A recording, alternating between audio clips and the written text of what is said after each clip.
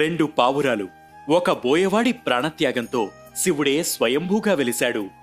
ఎక్కడో కాదు, ఆంధ్రప్రదేశ్ రాష్ట్రంలోని అంబేద్కర్ కోనసీమ జిల్లా రాజోలు మండలం కడలి గ్రామంలో ఉన్న కపోతేశ్వరుని ఆలయమిది.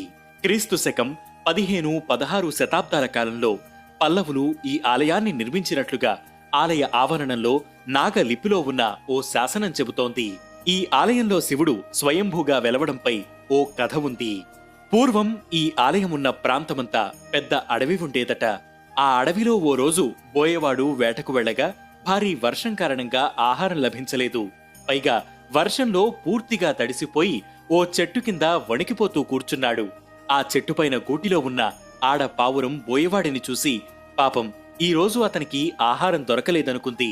ఇంటికి వచ్చిన అతిథి ఆహారం లేక ఉపవాసముంటే ఆ అతిథి పాపాలన్నీ ఇంటి యాజమానికి వర్తిస్తాయని భావించి ముందు అతని చలిని తగ్గించాలనుకుంది.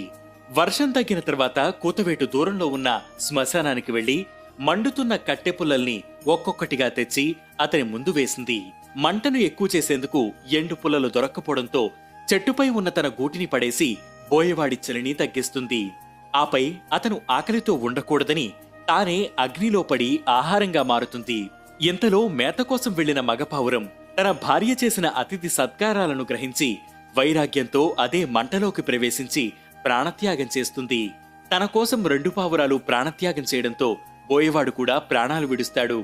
అతిథి సత్కారాలు చేసిన పావురాల ధర్మ నిరతికి మెచ్చిన పరమశివుడు ప్రత్యక్షమై ఆ పావురాలకు మోక్షం ప్రసాదించాడు.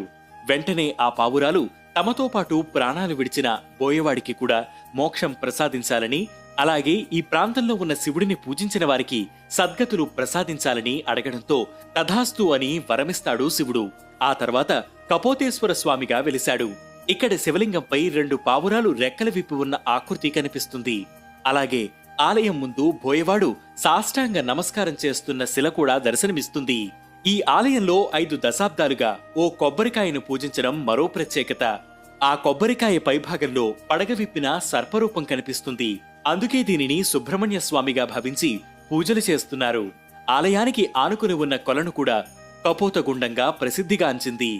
ప్రతి ఏటా మాఘమాసంలో వచ్చే ఆదివారం కాశీ నుంచి గంగాజలం అంతర్వాహినిగా వచ్చి కపోతగుండంలో కలుస్తుందని, ఆ రోజున శివుడికి అత్యంత ప్రీతిపాత్రమైన మారేడు దళాన్ని గుండంలో వేస్తే అవి మునిగిపోతాయని ఆలయ అర్చకులు వివరించారు. ఆ రోజున కపోతగుండంలో స్నానమాచరించి కపోతేశ్వరుని దర్శించుకుంటే మోక్షం కలుగుతుందని ఇక్కడి భక్తుల విశ్వాసం.